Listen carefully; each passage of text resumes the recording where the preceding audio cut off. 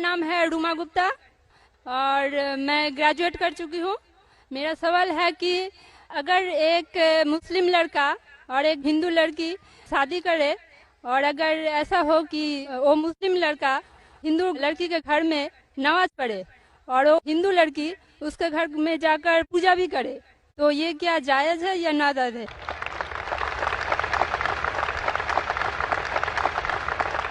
बहन का अच्छा सवाल है कि अगर एक मुसलमान लड़का हिंदू लड़की से शादी करता है तो क्या वो मुसलमान लड़का हिंदू के घर में जाके नमाज पढ़ सकता है और क्या वो लड़की मुसलमान के घर में पूजा कर सकती है? नहीं।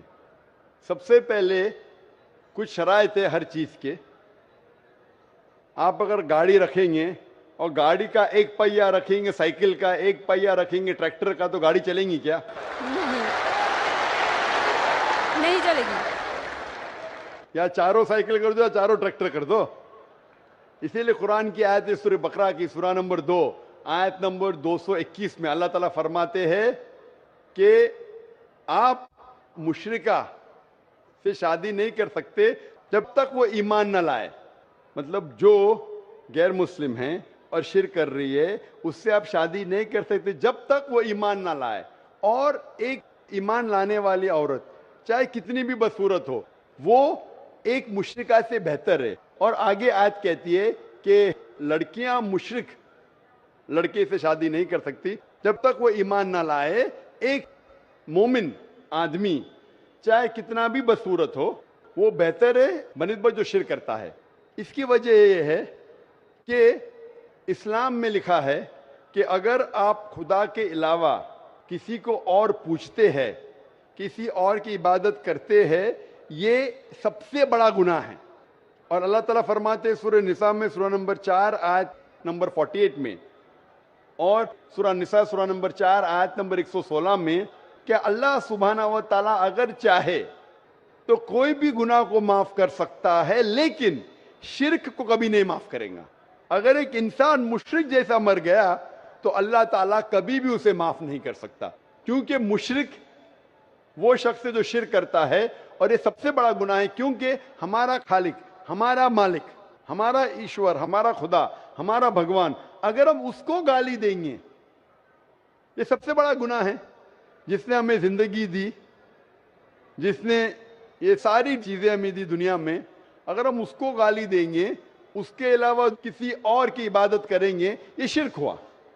तो इसीलिए इस्लाम में इजाजत नहीं है कि एक मुस्लिम लड़का या लड़की कोई मुशरिक लड़का या लड़की से शादी करे, ये इजाजत नहीं है। जहां तक के सवाल है क्या एक आम मुसलमान हिंदू घर में नमाज पढ़ सकता है? अगर उसके सामने कोई मूर्ति नहीं है तो वो नमाज कहां भी पढ़ सकता है अगर जगह साफ है।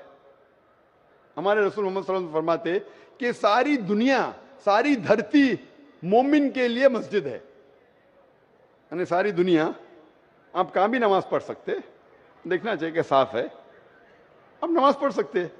तो ये आप जाके अगर हिंदू का घर में जाते हैं और वह साफ है, कोई मूर्ति आगे नहीं है, तो नमाज पढ़ने में कोई हर्ज नहीं है। जरूरी नहीं है कि आपको शादी करना चाहिए फिर आप नमाज पढ़ सकते, शादी करने की जरूरत नहीं है। नमाज पढ़ने का अगर साफ जगह है तो कोई हर्ज नहीं। इसीलिए शादी के लिए शर्त है कि दोनों का ईमान हो। और अगर आप हिंदू मजहब पढ़ेंगे तो हिंदू मजहबी किताब में भी यही लिखा है जो मैंने पहले पेश किया, पहला जो सवाल था भाई साहब का, और मैंने कहा कि हिंदू मजहब में भी यही लिखा है, ना तस्य प्रतिमास्ति, उस ईश्वर, उस भगवान, उस खुदा का कोई अक्स नहीं, कोई मूर्ति नहीं, कोई फोटोग्राफ नहीं, कोई पेंटिंग नहीं, कोई पोर्ट्रेट नहीं, कोई आइडल नहीं, कोई स्टैच्यू नहीं। अगर ये मान ले कि कम से कम जो यकसा है हिंदू और इस्लाम के मजहबी किताब में, कम से कम उसके ऊपर अमल करे तो अक्सर हमारे मुश्किलात दूर हो जाएंगी। जो यकसा नहीं है उसको कल डिस्कस कर सकते। और अगर आप तहकीक करते हिंदू मजहब की किताब पढ़ते और इस्लाम मजहब की किताब पढ़ते, दोनों में लिखा है खुदा एक है, दोनों में लिखा है खुदा का कोई अक्स नहीं है, दोनों में लिखा है कि खुदा का कोई बुत नहीं है, दोनों में लिखा है कि खुदा के अलावा किसी और की इबादत नहीं करना चाहिए, दोनों में लिखा है कि आखिरी पैगंबर मोहम्मद सल्लल्लाहु अलैहि वसल्लम में, दोनों में लिखा है कि शराब नहीं पीना चाहिए। मैं हवाले दे सकता हूँ। اور میں تقریر ایک دیا ہوں similarities between Islam and Hinduism. اسلام اور ہندوازم میں یکسانیت دونوں کتاب میں. آپ اگر پڑھیں گے قرآن مجید میں سورہ مائدہ سورہ 5 آیت نمبر 90 میں لکھا ہے کہ شراب پینا حرام ہے. اب Manusmriti chapter number 9 verse number 225 پڑھیں گے, اس میں لکھا ہے شراب پینا حرام ہے. قرآن میں لکھے سورہ مائدہ سورہ نمبر 5 آیت نمبر 3, سورہ بقرہ سورہ نمبر 2 آیت نمبر 173, سورہ انعام سورہ نمبر 6 آیت نمبر 145 اور سورہ نحل چیپٹر 16 ورس 115 میں حرمت علیکم المیتۃ والدم ولحم الخنزیر وما اہل لغیر اللہ بھی. کیا آپ کے لیے حرام ہے مرا ہوا گوشت, خون, سور کا گوشت اور وہ کھانا جس کے اوپر اللہ کے علاوہ کسی اور کا نام لیا گیا ہے. آپ اگر ہندو مذہبی کتاب پڑھیں گے اس میں بھی لکھا ہے کیا سور کا گوشت کھانا حرام ہے. اگر آپ تحقیق کریں گے کافی یکسانیت ہے. اسلام مذہبی کتاب میں لکھا ہے قرآن میں سورہ نور میں سورہ نمبر 24 آیت نمبر 30 اور 31 کے اندر حجاب کے بارے میں. عورت کو الحمدللہ حجاب میں ہونا چاہیے, سر سے ڈھکا ہونا چاہیے اس کا جسم, صرف جو دکھ سکتا ہے وہ چہرہ اور ہتھیلی تک کے. آپ اگر ہندو مذہب کتاب پڑھیں گے رگ وید بک نمبر 8 میں لکھا ہے اور رگ وید بک نمبر 10 میں بھی لکھا ہوا ہے کہ عورت کو اپنے سر کے پلوں کو ڈالنا چاہیے چہرے پہ.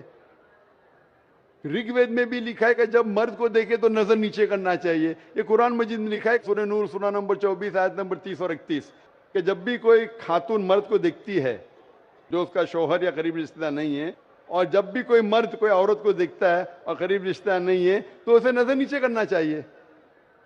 تو اس طریقے سے آپ تحقیق کریں گے جو یکسانیت ہے اس کے اوپر تو عمل کرو. تو یکسانیت ہندو اور اسلام مذہب میں جو مذہبی کتاب میں لکھا ہے, لیکن افسوس کی بات ہے کہ مذہب کے ٹھیکیدار یہ چیز کا ذکر ہی نہیں کرتے. کیوں؟ اسی لیے میں حوالے دیتا ہوں. میں کوئی عالم نہیں ہوں, میں کوئی پنڈت نہیں ہوں, میں اپنے آپ کو طالب علم کہتا ہوں, لیکن میں ہمیشہ حوالہ دیتا ہوں. تو کسی کو بھی شک ہے, کسی کو بھی شبہ ہے تو گھر پہ جا کے چیک کر سکتا ہے, یا انٹرنیٹ پہ جائیے, آپ ٹائپ کرو, وید بھی انٹرنیٹ کے اوپر ہے, قرآن بھی انٹرنیٹ کے اوپر ہے, ٹائپ کرو, ریفرنس ٹائپ کرو, آپ کو حوالہ مل جائے گا.